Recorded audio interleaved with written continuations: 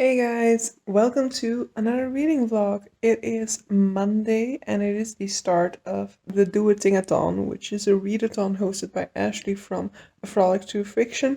I have just gotten home from a weekend away and so I'm ready to read now. It is a bank holiday in Belgium today, so I still have like the remainder of the day to get reading, and that's going to be necessary because one of the things going into this week, I was actually hoping not to have on my TBR anymore.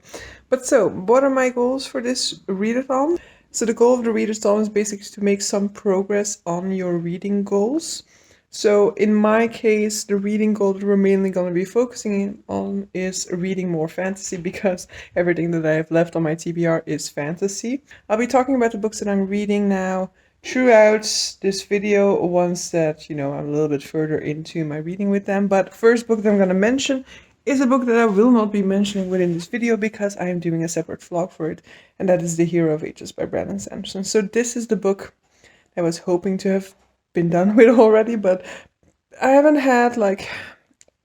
really been slumping this month, but I've been having a sort of slower reading pace throughout this month than in other months so far. So I have definitely not been moving through the books in my TBR as quickly as I was hoping I was gonna be able to do. And so, for example, past week I was kind of hoping to be able to finish The Hero of Ages, to start and finish it in 1 week, and that didn't end up happening. But so yeah, as I said, also I was away for the weekend, so I didn't have time during the weekend to read. I am a little over halfway through the book at this point in time, but I am going to be doing a separate reading vlog for this one. Which, without further ado, means that I'm going to be leaving you guys and updating you guys once I start my other 2 books. In all of us, in our hearts, there's love and light that we must realize. We need to feel, we need to use this warmth that could make bright our lives. In all of us, in our hearts, there's love and light that we must realize. We need to feel, we need to use this warmth that could make bright our lives.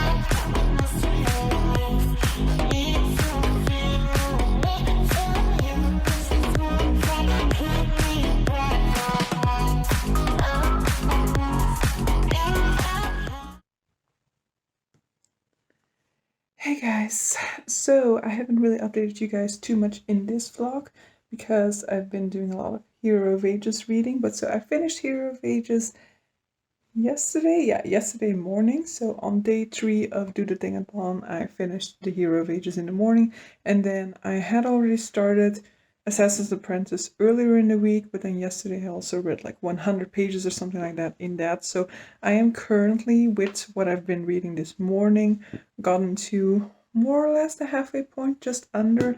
And today hasn't been a great reading day because apart from the reading that I did in the morning, I've basically been editing for the majority. I've been editing my Hero of Ages vlog because it needs to go up tomorrow.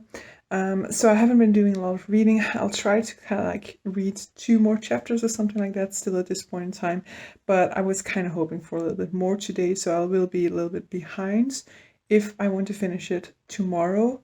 In principle, it would be ideal for me to finish it tomorrow, and then I can spend like Saturday and Sunday getting as far as possible into Master Artificer. But hey, I'm not rushing this reading for Assassin's Apprentice neither, so it'll probably take me up until Saturday to read it, so we'll have to get a little bit less far along in Master Artificer as a result. But so, Assassin's Apprentice. Assassin's Apprentice is the first book in the Farseer trilogy. I started Assassin's Apprentice 3 years ago or something. It's one of the first books that I read when I joined BookTube, and I liked it, but I just didn't fall in love with it, and so as a result I still haven't finished this book. Well, I have finished. Still haven't finished this trilogy. So as a result, I decided this year I was going to reread Assassin's Apprentice and continue on. So I am currently busy with that reread. In this one we are following Fitz, who is the bastard son of the heir to the throne. As the bastard son of the royal family, he is kind of in the perfect situation to become an assassin, as he is, you know, part of an esteemed family. He has loyalty to his family, or it is assumed that he will be loyal to his family, while at the same time he has that prestige of being royalty without people really taking note of him, as he does have that sort of inferior bastard status as well. So he might get invited to certain things but not really be in the spotlight neither. And so, yeah, I really enjoyed Assassin's Apprentice, as I said, but it didn't blow me away neither.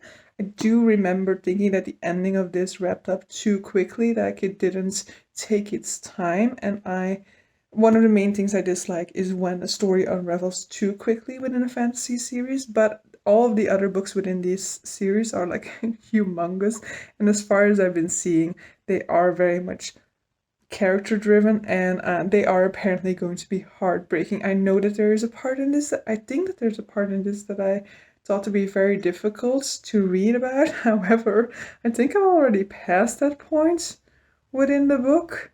So, and I didn't really feel that anymore this time around. But then, of course, as I said, it's a reread, so perhaps that's the reason why I didn't feel it as much. I'm enjoying this reread, but it's also more like I have more of that feeling of like I just need to get this over and done with so that I can continue on, rather than really enjoying it the way that I have been enjoying my reread for the Mistborn Era 1, for example. So hey guys, Friday, almost time for the weekend. We are like close to 11 at this point in time, so we're also close to the end of the morning, so just the afternoon to go. I didn't finish a book. I didn't read a whole lot yesterday evening because I did do editing for my Hero of Ages vlog, but I did get to like an interesting passage in Assassin's Apprentice. There's an instance in there with like a bad relationship between a teacher and a student, and I'd kind of remembered that was just a case of like the student having difficulties with something and then the teacher not being able to deal with those difficulties. But I'd kind of forgotten the extent to which that teacher is like a very toxic teacher, and the gaslighting that took place there, and how much of that the character then also internalizes. So it was very difficult to read that part, actually more difficult I feel like than the first time around, but perhaps I'm just not remembering that correctly. But so I really felt for the character losing so much self-esteem and really being down on himself, and whereas at the beginning, he is kind of a little bit more indignant about the way in which the teacher is treating the students, after a while they really get sucked into this world and really start to feel the way that the teacher is feeling about them. They really start to internalize the teacher's beliefs, or at least what the teacher is telling them. When the teacher tells them that they aren't worthy of his teachings, they start to really internalize that, and that's just so horrible. And I really dislike that. And so that was really like a bleak episode within the book to read. But so I think we're not really past that yet, but we have seen him but I think we've kind of seen him at his worst, at his lowest, when it comes to internalizing that sort of message, fully having the effects of that gaslighting. I think he's been made to show now all the things that have been handled wrongly by that teacher, so I'm hoping for that he, at least internally deals with it better now, that he internally at least is able to brush it off and to not internalize it anymore from now on. But so yeah, really starting to enjoy this reread a lot more now as we're getting a little bit further into the story.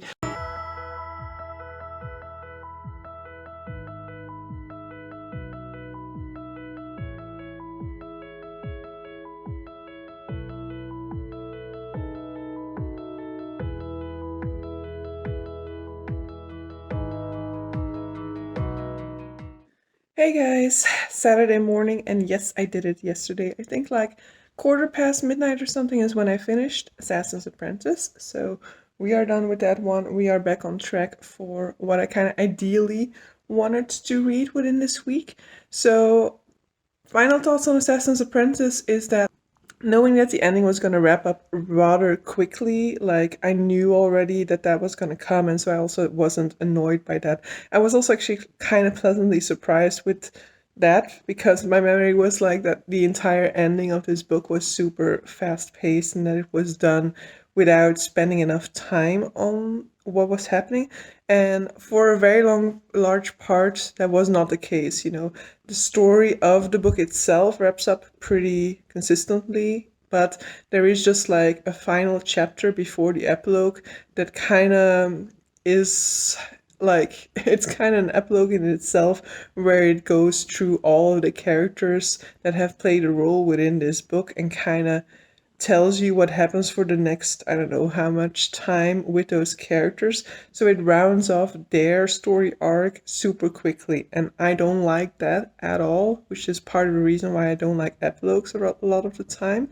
This one has an epilogue, but the epilogue here is then more the type of epilogue that I like, a sort of epilogue that's, you know, gets you excited for the next book, for example. But yeah, overall, I just enjoyed my reread of Assassin's Apprentice. I can see again all the things that I liked about Assassin's Apprentice, all the things that made me think like, okay, I want to continue on with the series. I want to be reading more of Robin Hobb's work. But yeah, it's just a reread, so I cannot really say too much about it, especially since I'm not going to go into spoilers here. But that means that today I can dive into the next book. So it is the basically Readathon today. Since last basically Readathon round, she has made a change to the way in which she organizes them, and so now they start at midday and they end at midday. So at 12 o'clock today, I will be starting this book because I'll be using the first half of the day to go grocery shopping and to kind of script a video and edit another video, I guess. But so what I'll be reading now is Master Artificer by Justin Call. I'm immediately going to put it down because it is very heavy. You know what? I will turn the camera around so that you can look at the book instead of me while I do this. So, Master Artificer is the second book in the Silent Gods series. So, based off of an interview that Justin Call did with Ashley, which makes this the perfect book to pick up now because Ashley is the one who is organizing Do the Thing-a-thon. So, based on an interview he did with her, he apparently has material for a 12-book series around the protagonist that we follow in this book, which is Anef. And I really loved Master of Sorrows. It's a book that I had on my shelves for way too long before I finally read it. The reason why I finally picked it up is that I found out that it has disability representation within it. And the video that I'll be scripting now is my Master of Sorrows disability and fantasy video. Don't know when I'll finally get around to filming it and editing it, and whether I'll have more luck than I had with the Elantris one, which I had to refilm 3 times, but it is going to be coming. But so in Master of Sorrows we follow Anef, who is this boy who is born with only one hand. As a consequence, he is immediately branded as some sort of a force for evil. He is immediately seen as a son of Chios, which is a sort of fallen god within their mythology. One of the men in the village saves Anef, and Anef then has to hide his disability in order for him to be able to survive this very ableist society.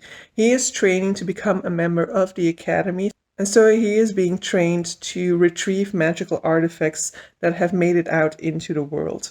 It is a high-stakes, action-heavy book that, as I said, will go into disability a whole lot. That, for me, definitely was its focus, but though I see a lot of people pick up on very different things when they're reading this book, for me, the disability representation and the disability story arc was really the one that shone through, but that is also, of course, because I am disabled, and so I am always looking for good disability representation. I absolutely loved the way in which Justin Call worked with disability within this fantasy world, and the way in which he, for example, played with mobility tools and gave them a sort of fantastical edge to them.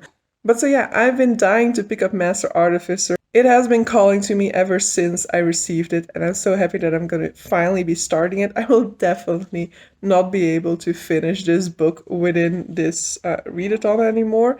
Even if I were to make it a 48-hour weekend, I know that I don't have that sort of endurance. The one time in which I actually read for more or less 48 hours was during Becca's Bookoplathon, the 48-hour version. But that was also because you had a whole community spirit. You had like 48 hours live streams, which isn't the case now. So there's no way that I'll be able to. But I am kind of hoping I'm going to be pushing for 400 pages, which is way too much. It's probably not going to happen, but that is kind of my intent.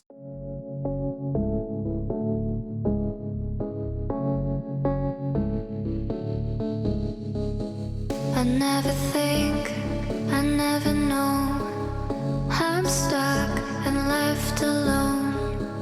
I've been lost, I've been found. My cause is not defined. Won't you kiss me? Won't you play? Won't you try me? Ain't no way I could deny you, I could stray. Won't you kiss me? Alright, it's like a minute to 12, and I've done like only one thing of that to-do list. I've basically only just scripted my Master of Sorrows Disability and Fantasy video, and I didn't even script it fully. I went through all of my annotations from Master of Sorrows, and I kind of wrote down all the elements that I want to talk about and kind of structured them to some extent. It's a little bit more difficult because I'll have to do like a non-spoilery and a spoilery section. So like I cannot cohesively talk about one element because I need to split that element between the non-spoiler section and the spoilery section. So, you know, I still have some work to do on that video before I can even start filming it. But it is now 12 o'clock.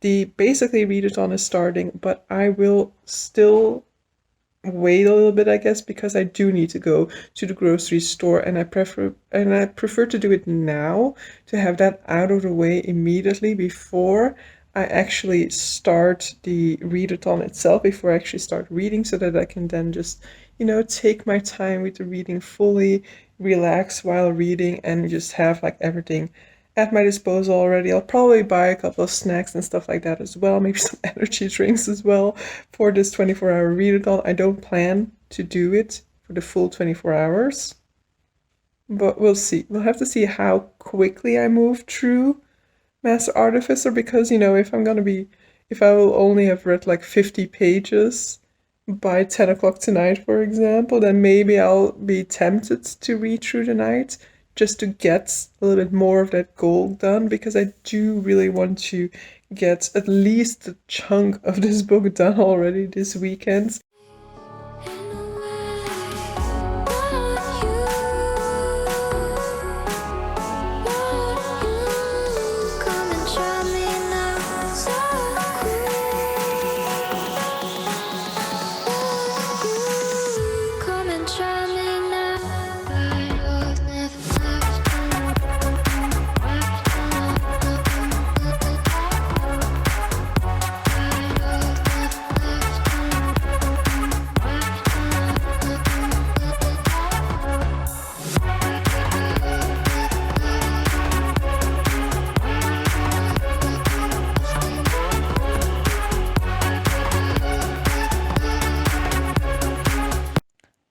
Alright, it hasn't been the most productive basically readathon so far. So I started out going to the grocery store. I did do some reading already then in the meantime, but then there was sort of like a 1-hour sprint period, and I used that 1-hour time period to go to the city center and have a drink with some of my colleagues.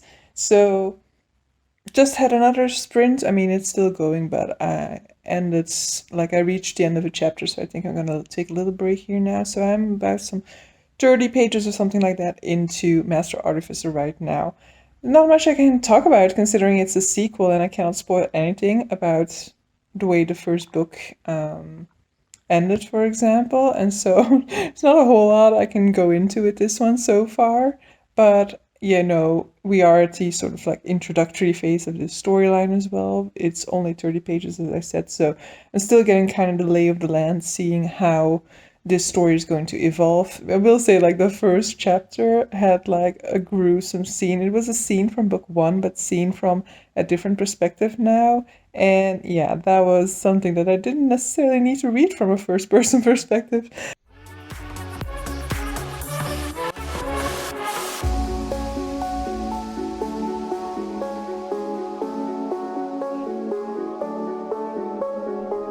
I never think, I never know.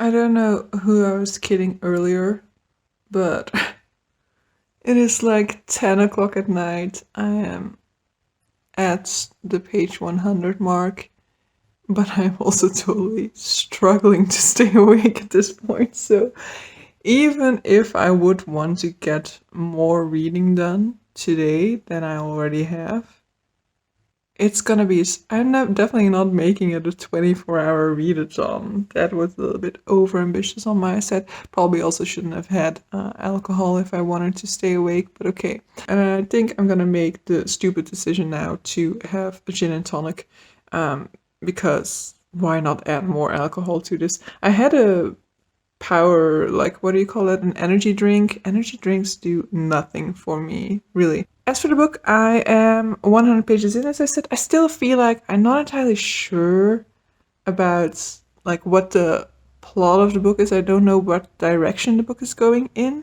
and as a result I am moving through it a little bit slower than I did with Master of Sorrows, for example. With Master of Sorrows, because it had that sort of like competition or test that was hinted at from the beginning, I was kind of like flying through it, wanting to get to that test. And because I don't really have anything like that to look forward to now, like, I'm basically just like letting things come at me, and that just slows down my reading pace a little bit. But so I am definitely enjoying it, but I am, so far there has been a lot less of discussion of disability representation within it, which, you know, I really loved how much disability rep there was in Master of Sorrows, and so I'm still hoping for there to be a little bit more than we have been talking about so far within this one, but we'll just have to see where that ends up developing. All right, nearing the end of the basically readathon, so it's like 5 minutes to 12, and I've read 180 pages in Master Artificer, so nowhere near the 400 that I was hoping, but I'm still quite happy with what I did. I have been going through it a little bit slower. I also feel like we are introducing two new point of views. I think the entirety of Master of Sorrows was only from Anef's perspective, and now we also have two other POVs, and these two POVs are characters I don't like. I mean, I like them to some extent, one of them at least. And that's not to say that, you know, won't dislike this book because there are characters in it that I don't like. But it makes for a little bit more of a struggle for me to read through those perspectives because they are such negative perspectives. I just want my cinnamon roll. So I need a little bit more breaks in between chapters when it comes to such a negative voice. So yeah, I'm just slowly making my way through it. As I said, 180 pages in, I just passed the first part basically, and so I'm going into the second part at this point in time. So I will be reading for the remainder of the day still, because it is also there are still do the Dingathon sprints going on at this point in time, but also later tonight, so I will still be reading during those, but I'll also be like taking regular breaks. At this point in time, I'm basically like reading a chapter, taking a break, reading a chapter, taking a break, and my breaks are actually what's nice today, because I am basically breaking it up with doing things like cleaning up, you know. So I've been like, so the first time that I took a break, for example, I was loading my washing machine. The second time I was like sorting my laundry and things like that. So I'll just be doing it like that the entire day, and then hopefully that means that aside from getting a decent chunk read today, I will also get a decent chunk cleaned here, because I'm not somebody who likes keeps things very clean, but I do like it to be clean every once in a while. I like it when it's clean, I just don't like the cleaning process at all. And I don't mind like messy environment all that much neither. Morning, guys. It is Monday morning. I'm back at work, and back at work in my home office, of course.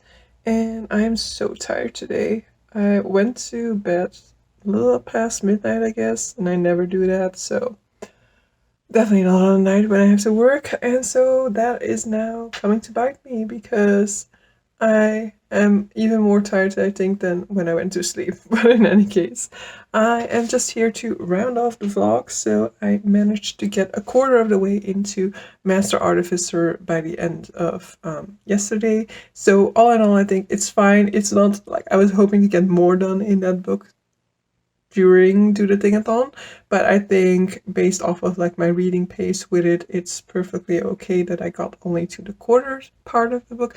In any case, my official goals were to finish Hero of Ages, start and finish Assassin's Apprentice, and start Master Artificer, and so all of those goals have been met.